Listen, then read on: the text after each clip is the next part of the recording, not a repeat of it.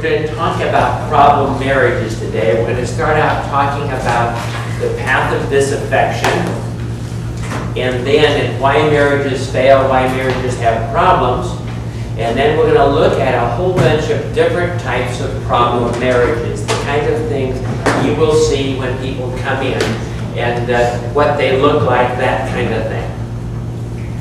What I'd like to start with, though, is go back in your Bible. Some of you have taken one of our other courses that come out of the book Transformation, and I want to give you the Bible model for marital disaffection and what happens. But in a general overall view, this is the way it happens. Do people get married that believe that the other person doesn't have their best interest in mind? Probably not.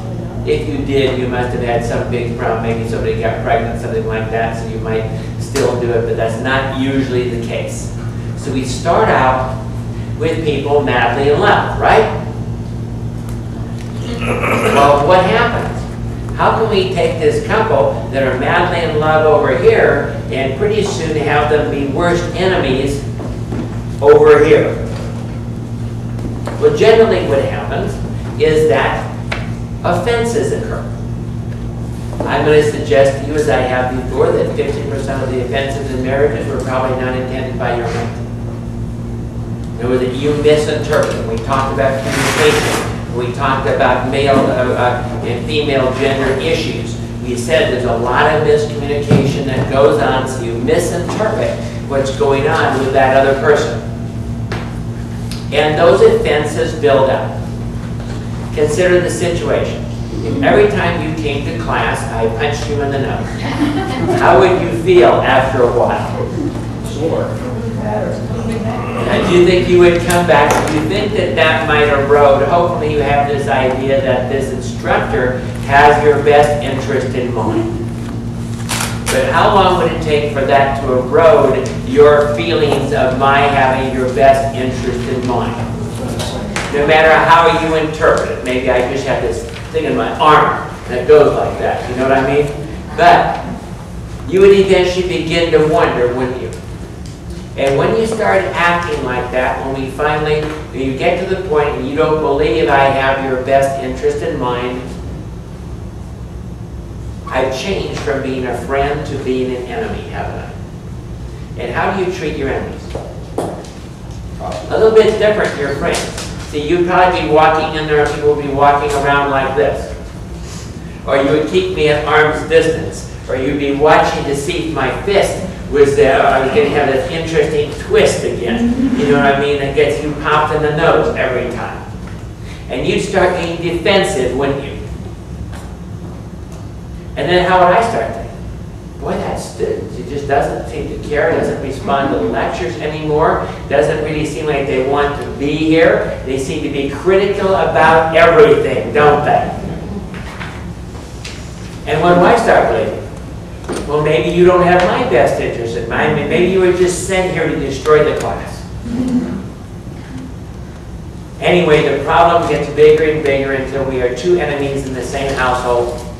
We can't agree on anything. Nothing can get worked out. Everything just gets worse and worse and worse. Okay?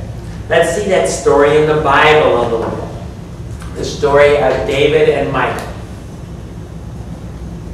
Because, see, people first don't get married unless they really feel that they are loved. The other one has their best interest in mind. And we see that although Saul probably didn't have David's best interest in mind, that Michal really did love David. We're told that directly in the Bible. In 1 Samuel 18:23 it says, "And Saul saw and knew that the Lord was with David, and that Michal, Saul's daughter, loved him." So we're starting out right. You admit that that was pretty good marriage, right? So we start out that way, and we see it, because how would we know if somebody really loves somebody else? What they're willing to sacrifice for them, right? And now King Saul is chasing David to destroy him, to kill him, and Michal is willing to risk her life to save David's life. How many of you know if you've got a dad that throws javelins at people that offend him, that probably isn't a good situation? In verse 11, Saul also sent messengers unto David's house to watch him and to slay him in the morning. And Michal, David's wife, told him, saying, If thou save not thy life tonight, and tomorrow thou shalt be slain. So Michal let David down through a window, and he went and fled and escaped. And Michal took an image and laid it in the bed, and put a pillow of goat's hair on his head, and covered it with a cloth. And when Saul sent messengers to take David, he said, He is sick. Anyway, Michal basically lied to her own father to save Michal. So could we say that she really cared, right? Yeah. So then what happened? Well, then King Saul gave Michal to another man. How can you do that? In those days, kings did whatever they wanted to do, right? And David was his enemy. And since David was going to be dead shortly anyway, right? He gave Michal to another man. 1 Samuel 25:44. And Saul had given Michal his daughter, David's wife, to Philiatil, the son of Laish, which was of Galilee. And his name means Laish. It means my deliverance. It means lion, spring. So Michal, and we also talked about an attachment. Remember what we said about Michal and attachment? She was an avoidant attacher, which means she doesn't attach deeply. So she goes from this guy to this guy. But from what we hear, it was a pretty good marriage. And then what happened? Then David, after he became king and Saul was killed, said, Get me my wife back. Now, did he ask her? No. So you see, we're already starting to have things go on. Now, do you think David didn't ask her because he wanted to send her a message that he hated her guts? From David's point of view, what's he saying? I love Michal. She's my wife. I want her back. I'm king. I get what I want. I expect she would want me back, right?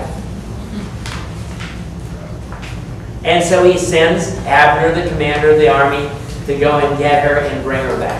But we see that they had a fairly close relationship, because it tells us in 2 Samuel 3:16, and her husband went with her along, weeping behind her, to bring him. Then said Abner unto him, Go, return, and he returned. So her new husband, in those days, do you think men go around weeping for women? It says they must have had a pretty good relationship there. But how do you think Michal took it that David just said, She's my property? Or at least that came across to Michal, I'm going to suggest. So do you see we're having these offenses that were not intended by the other are occurring here? Okay? And then in 2 Samuel 6:16, and as the ark of the Lord came into the city of David, Saul's daughter looked through the window and saw King David leaping and dancing before the Lord, and she despised him in her heart. Why? How's she looking at me? This guy really doesn't care for me. And not only that, remember we said Michal was an insecure attacher, and so what'd she say? There you go, showing off for the women again. See, most of the time in marriages, how are wives going to look at their husbands? Does that selfish blanket who doesn't care about me very much? Doesn't really understand my feelings, doesn't really seem to care for me very much. And see, when we get to contempt, because that's what it's going to say here. Then verse 20. Then David returned to bless his household. Now is David trying to be mean to them? From David's point of view, what's he doing? Blessing his household. He cares for her. He loves her. He thinks everything is just fine, right? And Michal, the daughter of Saul, came out to meet him and said, "How glorious was the king of Israel today, who uncovered himself today in the eyes of the handmaids of his servants, as one of the vain fellows shamelessly uncovers himself." He's stripping. Did you see the misinterpretations? What's happened? They're going both ways. They're both seeing offenses on the other side. Is she giving him a positive interpretation of what he did? How about a very negative interpretation about what he did? But notice that David also doesn't come across very well. Do you think David's happy or hurt? Here he was coming to bless them. He just finally figured out how to bring the ark into the city the right way. And he's having a glorious, wonderful day, and he walks in and gets slapped in the face. And how does he respond? Hurting people hurt people, right? So this is what David says, verse 21. And David said to Michal, "I was before the Lord, which chose me before thy father." What's he doing? Is there any issue here about her dad? There is now. Saying, "Hey, God chose me above your dad, and before all his house, to appoint me ruler over the people of the Lord of Israel. Therefore I will play before the Lord." In other words, stick it in your face. In other words, I don't care what you think. I don't care about your emotions. I don't care how you feel. I was doing what was right, and I'll keep doing it. How do you think that came across? Not very good, and we see the results in the next line. Therefore Michal, the daughter of Saul, had no child unto the day of her death. What does that tell you? The love just went out of the marriage, didn't it? No more sex. Basically, we're seeing each other as enemies, aren't we? And see, the Bible tells us that she had contempt for him. When you start seeing contempt, what is contempt? It's not just, you offended me, but I'm making this personal. I'm taking this personal, and I'm applying it to you. Now, if that was just the end of it, we'd say, well, that's not too bad that happened, and so on and so forth. But what happened after that? Bathsheba. We had an affair. How do women normally take affairs? Not good, right? And how do they normally interpret affairs? It's a competitive thing. It's, he liked this woman more than he liked this woman. She was more beautiful than I am.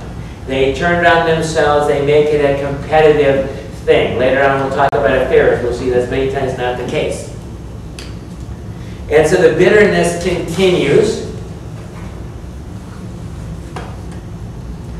And then we find that sort of the end of the whole story is that it turns out that in Israel there was a famine. And King David went to God and said, why is the famine? And God said the famine occurred because of the way King Saul treated the Gibeonites.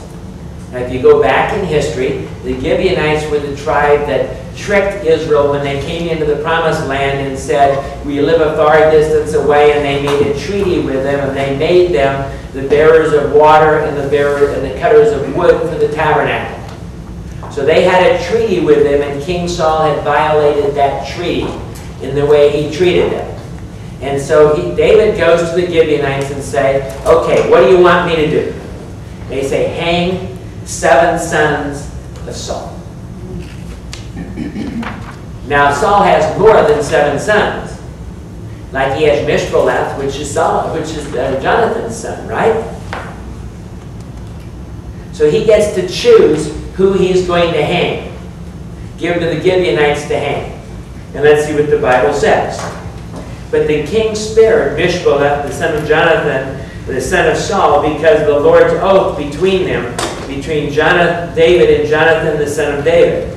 But the king took the 2 sons of Rizpah, the daughter of Ariah, who she bore unto Saul, Aramoni and Mephibosheth, and the 5 sons of Michal, the daughter of Saul, whom she bare to Ariel, the son of Bezalel, the Methaelite, and delivered them into the hands of the Gibeonites, and they hanged them in the hill before the Lord.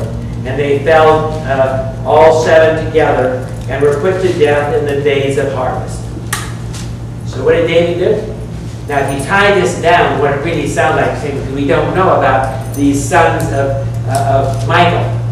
Okay? What we believe is that they were the sons of Meribah, her elder sister. And when Meribah died, she adopted these sons and brought them up in her own house. But so they were technically sons of Saul. Women, what would you think if your husband took your 5 adopted kids and hung them? Would you consider that person to be your enemy? If he could have chosen possibly other people, but he chose your 5 adopted sons and had them all hung that were brought up in your own house, how much worse can you get? I don't think you can get any worse, can you? What I've done is I've basically made a flow diagram, and we're going to go through the path of disaffection that comes out of before a bad goodbye. Now, what does it start with? We're going to go through now in detail that same path we saw in the Bible and see it go 1, 2, 3, 4, 5 and see how it happens. Because what are you going to find in your, when you are counseling, what are you going to find? There'll be a lot of people that have gone through this path of disaffection. This is sort of a pattern of how marriages fall apart, but it's in much more detail than what I gave to you originally. The first thing that happens in the path of disaffection is distancing. And they call it, they say there are 2 levels of the path of disaffection. Okay? The first one is ending thoughtful acts. When you're in love with somebody, how do you act? Thoughtful. You think, well, I'll bring them flowers. I'll give them a call. I'll do something. I'll tell them how much I care for them. So what's your first sign that your marriage is in trouble? When the thoughtful acts, the romance, starts leaving the marriage. Because what's it really saying? The person is beginning to question whether you have their best interest in mind. Because if you really had their best interest in mind, would you want to do thoughtful things for them? Of course, that's level 1, distancing. Level 2 distancing, and it's really is being unhappy in the marriage.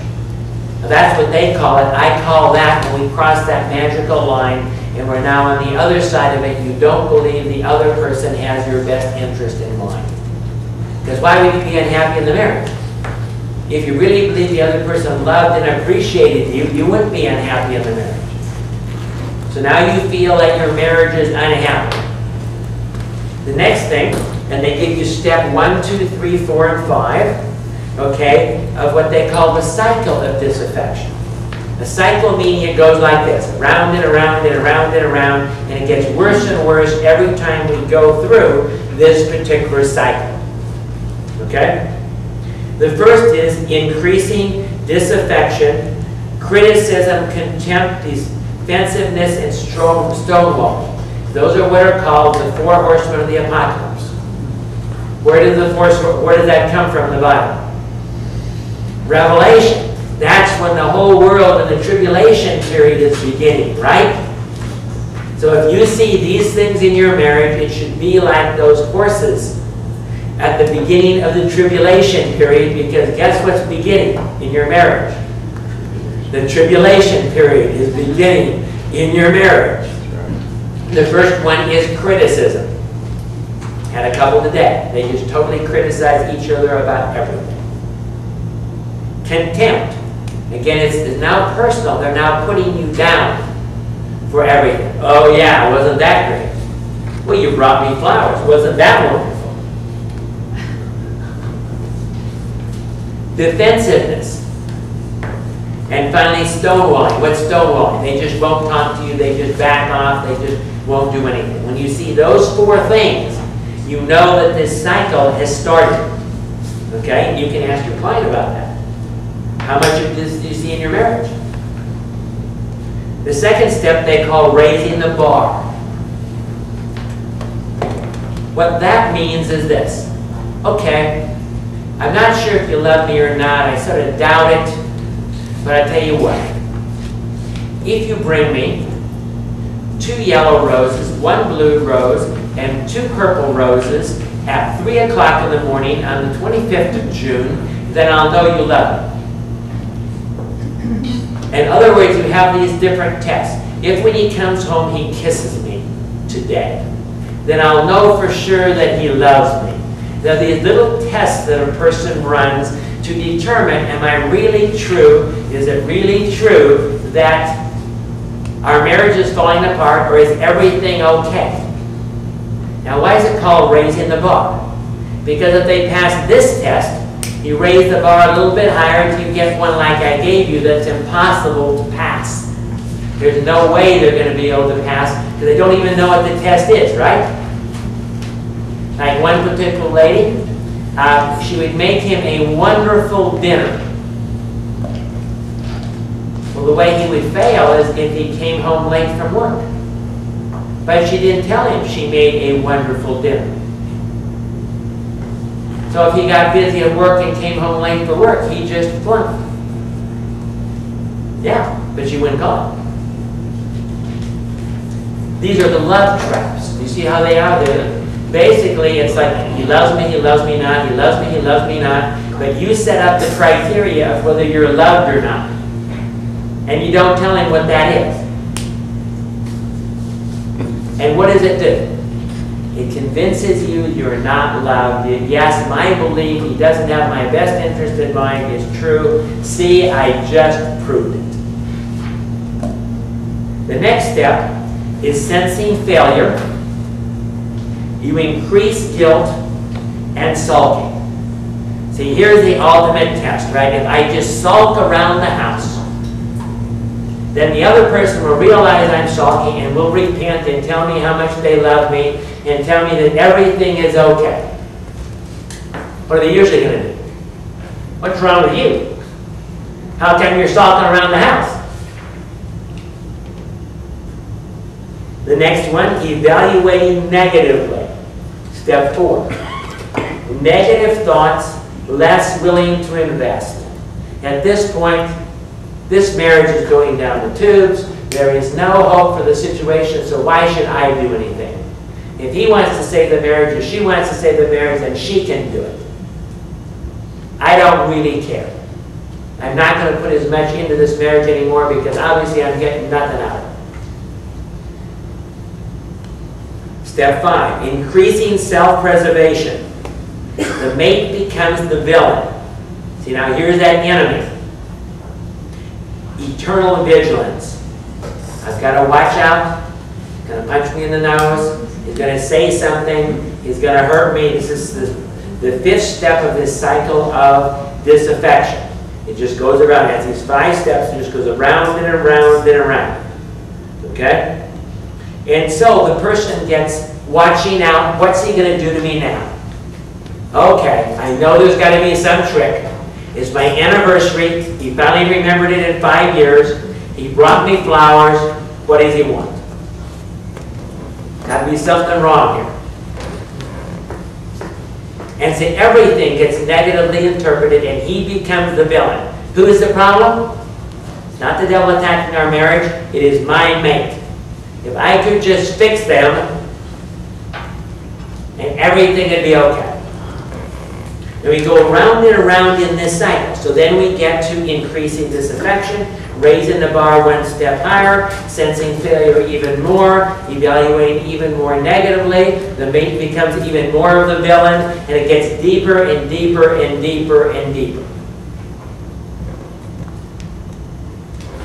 Then where do we go? Next step, we're now, that cycle has gotten so deep, we now go to unmet needs. We have terribly strong emotions, and our needs are unmet. What is going to happen at that particular place? What's unmet needs going to look like? Hurt, pain. Hurt, pain, and Anger. filling the need. Yeah. Affairs, but also it can be putting more time in at work. It can be going out to movies by yourself. It can be finding other friends. Somehow you have this emptiness inside of you, and you're going to go and try and meet it some way because you've given up and you're meeting the needs, right? So you're going to fill the gap. You're going to have strong emotions. The next one is a downward spiritual spiral. Well, I know, God, what you said about loving my neighbor, but you're not in this relationship. God, you just don't understand. I have a right to meet my own needs, don't I? I don't have to put up with this. You wouldn't want me to stay in this relationship, would you, God? What do you know? You know you're not doing right, so what happens? And you want to be near God when you know you're justifying, when you know you're making excuses? Your spiritual life tubes. And when your spiritual life tubes, what happens?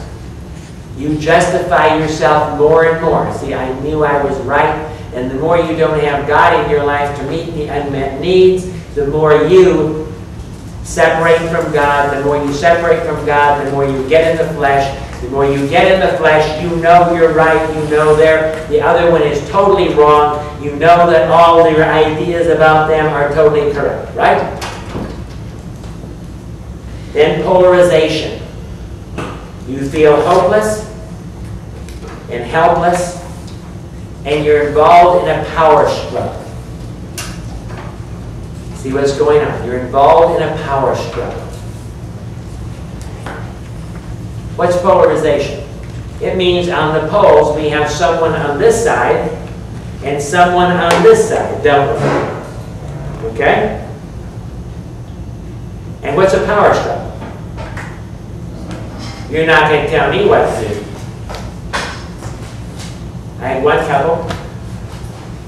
She said, I'll never let a man tell me what to do. He said, I'll never let a woman tell me what to do. Would we say they were in a bit of a power struggle? And the final step of the path of disaffection is called islands of me. Islands of me means who am I concerned about? Me, myself, and I. And me, deep pain and safety needs. What's the only thing I want now? Be safe. We both load our guns. We set our little islands waiting for the enemy to attack.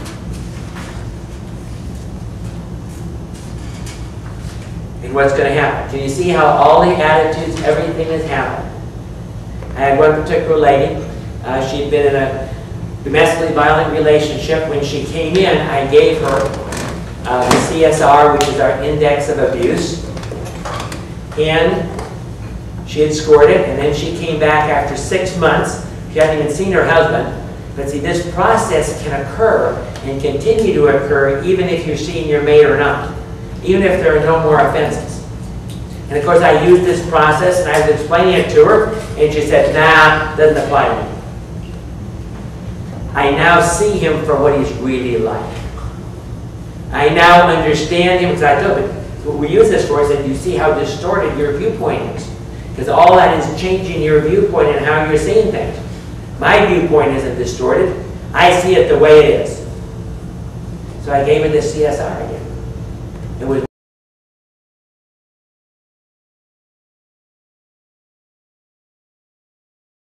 things that happened in your marriage.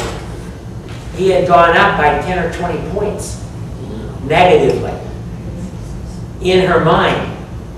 So you see that in your mind, this whole thing, this whole process occurs, and if you don't realize it's occurring, it will occur, and you'll go from being a happily married person to seeing the other person as the worst enemy you've ever had in your entire life. Do you see the process? Now, how do we use this in counseling? Well, the first step, I'll talk more about it a couple sessions from now, but the first step is to help them see the path of disaffection and see how they're thinking and see that this path has distorted their viewpoint of what is really going on here. Because we need to get them back together again, don't we? And to at least give the other one the benefit of the doubt and start reversing all of these kind of things. And what are the different kinds of problems that we have? Let's look at that. These would be the classical marriage traps. I'm going to give you a whole bunch of different types of marriages that you're going to see. Okay? Because they're different configurations. Now, where do these configurations come from? They come from the family of origin. They come from all sorts of underlying issues that people have in their lives and struggles that they have in their life. I'm just going to give you different names of these two as we go through them. The first one I call the avoidant marriage. An avoidant marriage is one where you're in the first stage of the marriage and what are you afraid of? It might not work, but I don't want to have offenses here, so you don't rock the boat. What happens if throughout your entire marriage you never confront anything, you never work anything through? All the dead cats are thrown under the carpet. Begins to smell, doesn't it? And you start seeing the mate as their defenses. Remember one particular couple I had, we finally broke through because I got them to realize that they didn't know their mate. They would never deal with any of the issues that were underlying what was going on here. All they knew were the defenses. They both desperately believed that the other person really didn't love them or like them. So they put up their defenses, and all they knew were the defenses of each person. The next one is a non-communicative marriage. How do we get into a situation where the people in the marriage don't communicate? Well, one can be, one of them is very critical. And the other one says, anytime I say anything, I just get all chopped up. It's better off to just say nothing. Okay, women, how do you interpret a relationship if somebody doesn't talk to you? They don't love you, right? They don't care, right? Many times in these particular type of marriages, it's because the guy feels he can't win. And so therefore, why should he communicate if she's going to take everything and totally misinterpret it and cause all sorts of problems? I could have peace by just shutting my mouth. The next set of marriages, those had to do with lack of communication. The next set deal with constant arguments. Why do we have marriages that are constantly conflicted of stuff going on in the marriage? The first is fear of abandonment. Why does this cause problems in a marriage? You're going to try too hard. I'm going to either try to do everything to keep the other person happy, or anytime something comes up, what am I going to say? You're just going to leave me, aren't you? So we have all sorts of things that happen there. The conflicted marriage, it's your fault.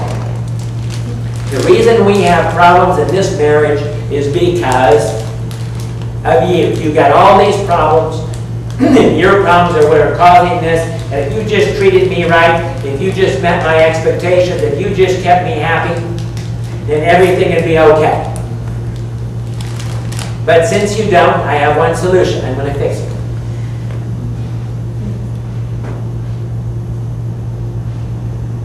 The love fight. What a love fight looks like is, I desperately want to feel loved by you, and you better prove it. Because anything you do that doesn't look like love, I'm going to be very unhappy about, but you have to prove it. But the underlying thing is ours. Does this mean I'm loved? Does this mean I'm not loved? And usually the person here has the problem that they don't believe they're lovable.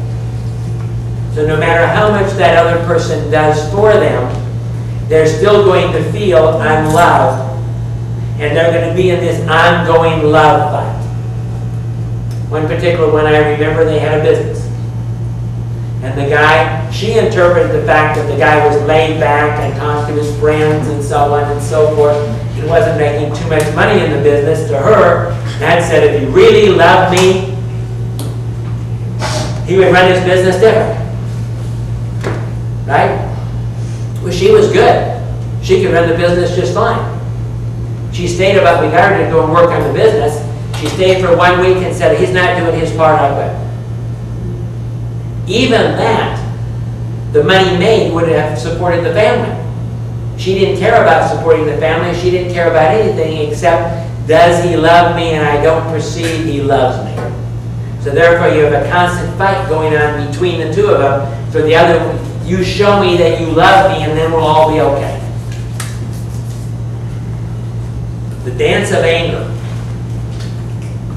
It's not fair. You always get your way. You're a controller. I'm angry at you. You're not treating me right. It's unfair. I want the ceiling fan on, you want the ceiling fan off. Oh, yeah. It's unfair. You don't like to have covers on the bed, I want covers on the bed. It's unfair. When you start treating me fairly, then everything will be okay. Approach avoidance. I'll lead so I can know I'm wanted. It looks like this. One of them usually, as we talked about, is an ambivalent attacher. And so they're performing and chasing. And the other one's an avoidant attacher, and they're running away. And they just go down like this. Of course, what's interesting is if this one would stop, the other one would finally stop and probably come back, but we'll never get this one to stop. The other one's going to continue chasing him. The inability to commit. I'm afraid I can't do it. I'm not sure how this marriage is going to come out. If you give me a 100% guarantee, then maybe I'll consider it. But until then, I'm not going to get very close to you. I'm not going to attach to you. I'm going to stay distant from you because I might get hurt. So I can't really make up my mind. I had one couple that was dating for 6 years. And every time he would propose to her, he would go into an anxiety attack and drop the proposal. And they had done this over and over and over and over and over for 6 years. We finally got them to say, make up your mind. I guess we're going to call it off, call it off. And they said they're going to call it off. They finally decided they really did want to be married. And today they're married. As far as I know, they're doing fine. In fact, they said later, why didn't we do this a long time ago? The insecure marriage. I can't make it without you. Of course, this is also a codependent marriage, isn't it? It was basically, I'm insecure, I need you to meet all my needs according to your riches and glory. I need you to take care of me because I'm so insecure. The closed marriage. I'm angry at you. If you hurt me this way, this way, this way, and this way, if you think I'm going to do anything, you better just think again. And until you figure out the key to my door, you're not getting in, Charlie. It's not happening. The war. Revenge is the motive of this marriage. You hurt me, and I will get back at you. I'll give you a good one. This wasn't exactly a marriage situation, but it was a lady that was a marijuana I was trying to work with, who was also a stripper. This was the reason why she stripped. Because that's how I can get back at men. I can analyze them and they can't touch me. That was her excuse for being a stripper. She was going to get revenge on all those evil men that had hurt her. You can finally the obsessive marriage. I'm afraid of losing you. So guess what? I will have a private eye. I will accuse you of everything. I'll say you're having an affair. I will believe that you're going to leave me because I really feel totally inadequate in myself, and I really believe you're going to leave me. So I'm going to accuse you of everything that there ever is in the book, and I'm going to keep seeing this and believe more and more. And I'm going to take all the evidence of everything that happens here, and I'm going to believe it means you're going to leave me. Because what's going to happen? You're going to drive away the person you're afraid that's going to leave you. Unfulfilled needs. Another whole area. Have you ever heard of the wounded bird? It's a fairly standard type of marriage. I'll rescue you so you'll love me. In other words, I'm going to go find some wounded person out there that desperately can't make it on their own, and I'm going to rescue them, and because I rescue them, they will be dedicated to me, and they will meet all my needs, and they will, because they owe it to me, because I bailed them out. When you find a wounded bird, you fix its wing, and you hope that the bird is going to stay with you for the rest of your life and take care of your needs now because you rescued them. Marriage deadlock. No, not wedlock. Deadlock. When you do something for me, then I'll do something for you. Remember I gave you the example of the 4-foot chopsticks? Remember that one? That's marriage deadlock.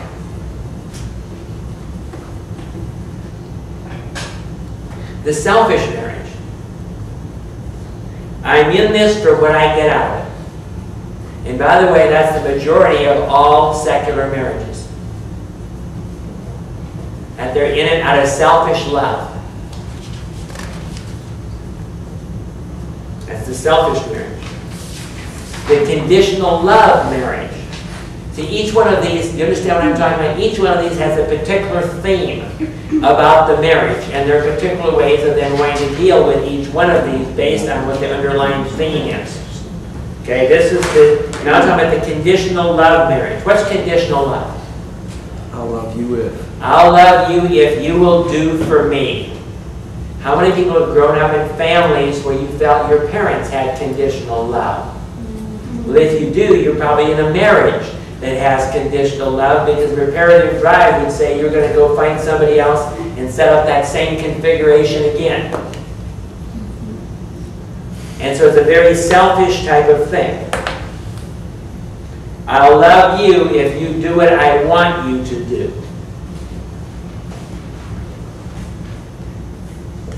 Feeling unloved. I'm in this for you to make me feel loved and happy.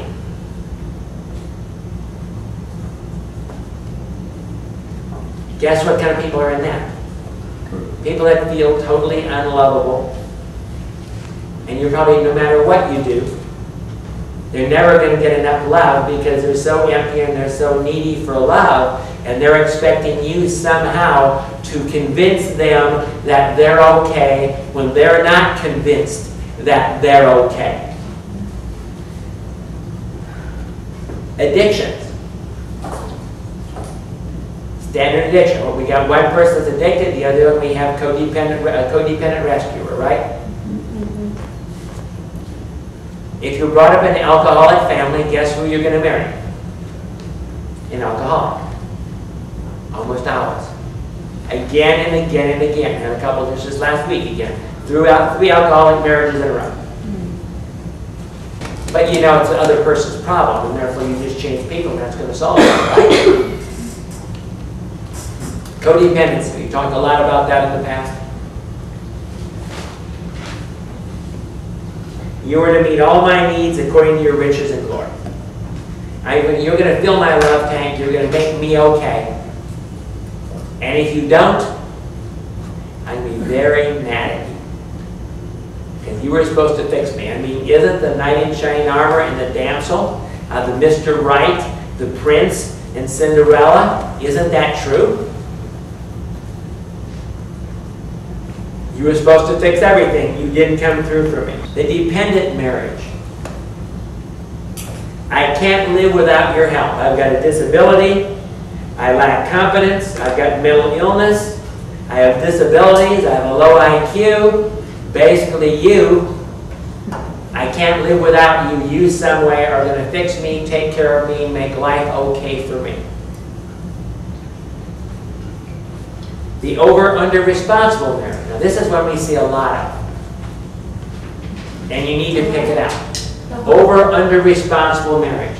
One of the mates in the marriage we call a codependent responsibility avoidant, which means they have a big fear of failure, and it means that they are going to try to only do the things that they know they will succeed at, and they're going to try and find somebody else, usually a good codependent rescuer, who will do everything else for them. And what's going to happen? And usually, by the way, the woman is the over-responsible one and the man is the under-responsible one. What's going to happen? She's going to end up feeling overwhelmed with all the things in life that she's responsible for, and she really wants him to be the leader. And he's going to be mad because he's not the leader, and no matter what he does, it's never going to be good enough for her. So they both tie each other up. So you can't get out of this over-under responsible type of marriage. It's a very difficult one to get out of because even boundaries don't work too well. Sometimes you almost have to, the over-responsible one has to just quit. So those quit doing all the things that they're doing to bail out the under-responsible one. And of course, there's a lot of fireworks involved in that kind of a thing. The sex marriage. To this, one of the people believes that sex is equal to love. So if the other person, let's say they get busy or something, so they don't have make love for a week, what does that mean to the other person? You don't love me. In fact, one particular couple that I worked with, first we didn't see it, because there were these conflicts going on. But once we sorted out the conflicts and layer cake, every single one of them came down to the fact that they hadn't had sex for a while. Every single conflict in the entire marriage. Because the way it would work, see, if he felt loved, he would give and give to his wife. He'd come home, she'd have the dishes done, he'd do the dishes for her, he'd clean up the house, he would do much more than he was supposed to be doing in this marriage. But as soon as she wasn't available, or he didn't get sex, what conclusion did he reach? She really doesn't love me. She doesn't have my best interest in mind. Why am I doing all this stuff for her? So then he would become critical of everything she did because none of it was ever good enough. And then they would have a big fight. And then when they got back together and had sex again, everything was fine again. But over and over and over and over again.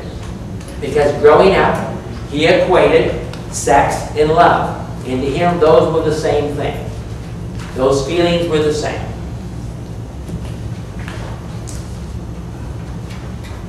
The marriage with past sexual abuse. How does that affect the marriage? Well, it affects it in the sexual area, but what else is affected when we're dealing with sexual abuse? Defenses and trust, right? The average person that's been sexually abused says what? It's my longings. It's my neediness. So therefore I'm going to kill my neediness. I'm going to kill my longings. I'm not going to allow myself to admit that I have needs. I'm going to build all these walls and all these defenses. And of course you also then have the triggers that occur because of similarities of what's going on versus what happened during the abuse. Another one, power struggles due to finances. I've had couples watch out when they had prenuptial agreements. What does that tell you when a couple has a prenuptial agreement? No trust. Yeah, there's not any trust even going into the marriage because that one of the people probably really got ripped off bad in a prior divorce. And therefore they're afraid they're going to get ripped off again in this particular marriage. And we're going to have a power struggle over money. And the person, they're feeling that this person really doesn't care for them because the person isn't willing to risk their money to be in this marriage. In-law trouble. So I'm giving you a whole list of different types of interesting marriages you run into. In-law trouble, the triangle marriage. When the mom still comes over to clean the girl's house. Oh yeah, I had one like that. And mom wasn't capable of taking care of her own children, so the grandma came over to take care of her children.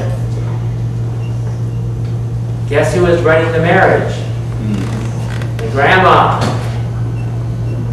And of course it was all the guy's fault. Do you understand that? Of course, where'd that come from? Growing up, the mom was overprotected of her child. And of course, the child in that family was what? Same problem, incapable, overprotected. The generation was going to the next level. And the mom couldn't take care of her kid. Now the grandma was taking care of her kid. They were overprotected, and the kid wasn't capable growing up. So it just continued. Infidelity in affairs. How much can that tear up your marriage? You see a lot of that. We're going to go into that in some more depth here today yet. And of course we have physical affairs, and we have emotional affairs, and we have internet affairs today. But even if it's an emotional affair, and the Bible doesn't really say you can go and get out of a marriage for an emotional affair, it takes all the energy out of the marriage until that affair is broken off. Conflicts about children. How many marriages are you going to see where the wife is going to say, especially in a blended family, or the husband? It's particularly the case if one of the children, if like the husband and the daughter, as an example, have been without a wife for a long period of time. Like the dad has brought up the girl. See what I'm saying? Because they're going to be very connected, aren't they? Now we bring in the new wife. What's the new wife going to say? He loves his daughter more than me. And what is he going to say? But she's my daughter. And we're going to violate one of the principles of marriage, right? The wife has to be number one. And you're going to have ongoing conflict all the time based on those kind of perceptions. The domineering spouse. We're almost done with this list. I know it's a long list, but there's a lot of different types of interesting marriages out there that you're going to run into. The female, I can't really trust you, just like my dad, an absolute nincompoop. If I let you make the decisions, we'd be in poverty. So is she going to let him? Is anything you do going to be good enough? No way. The parent-child marriage. Watch out for marriages in which there's more than 10 years difference in age. If the husband is 10 years older than the wife, watch out. Why? Father-child relationship. Usually you have the girl never got the approval of her dad, and so therefore what has she done? She's married her dad to try and get approval. Change that around. It can go the opposite way too. Mother-son relationship. See, what's it going to look like? In a father-daughter, the daughter's going to be acting like a teenager. Irresponsible, going out, and the husband is going to be trying to put the lid on her, trying to control her so she doesn't run amok. In the mother-son relationship, what's it going to be like? The son is going to be the incompetent one, and the mom is going to be still trying to mother him and try and keep him straight. Do you see that? Basically, when you see there's a big difference. And of course, you can look at how they treat each other. Normally, just ask them the question, do you sort of feel like she's your mom? Or do you feel like he's your dad? Yeah, they're going to be reacting that way and doing things like that.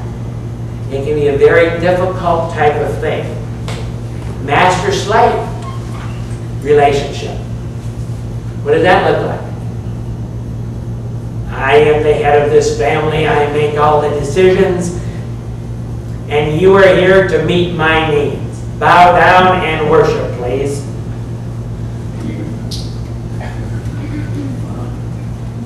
I lead, you obey. I run everything. I control the money. I control all the decisions. I don't take your needs into account whatsoever. You are just my slave. Get down and grow. The over-controlled relationship. This is usually, unfortunately, a daughter that has been controlled or a son who has been controlled by their parents. They never learn self-discipline. So how can they make it in life? Only by marrying somebody just like that. In other words, if I've never learned self-discipline because I was over-controlled and I'm a female, who am I going to marry? A controlling man. And the opposite, who am I going to marry? A controlling woman. And we're going to have set up exactly the same thing in our relationship that we had in that family of origin. And it's going to be a real problem. It's going to be really big problems because the one mate, whichever one has been controlled all their life, how much self-discipline are they going to have? And what are they going to tend to do? Rebel. In fact, many times they never had a teenage because they were totally controlled, so what are they now? A teenager. Give you an idea how far it goes. This one wife calls up her husband and says, honey, a past boyfriend called me up and he has tickets to the rock concert. Can I go?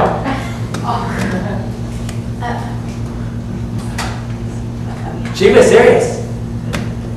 She had no boundaries. She'd never been given the ability to make choices. And what happened in that relationship? Well, in the relationship, he had to take care of the kids. She just had her friend. She wanted to go down the lake.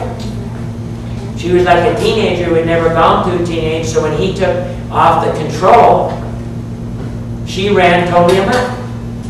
Because she never learned self-discipline. She never had that opportunity in her life. And those become very difficult marriages to deal with.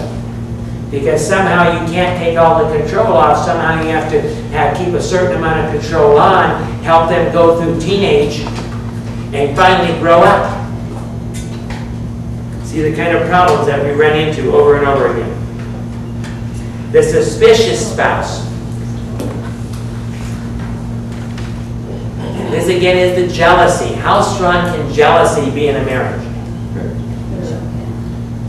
And it can be so convincing that no matter what you do, the one person is not going to accept it. Even if there is no evidence whatsoever of any reason why the person should feel jealous, they can still be jealous enough to divorce the other person. In one particular case, the only thing the guy had to make him jealous is one time he said he thought he saw she had a condom in her purse. Going to back off for a little while, just till it turned all over to God, he divorced her. Because obviously he's right, and she, even though he has a feeling, see, a lot of times it's a feeling. How about a woman that is just feeling that there's distance between me and my husband? How do women interpret that? Must be having an affair, right?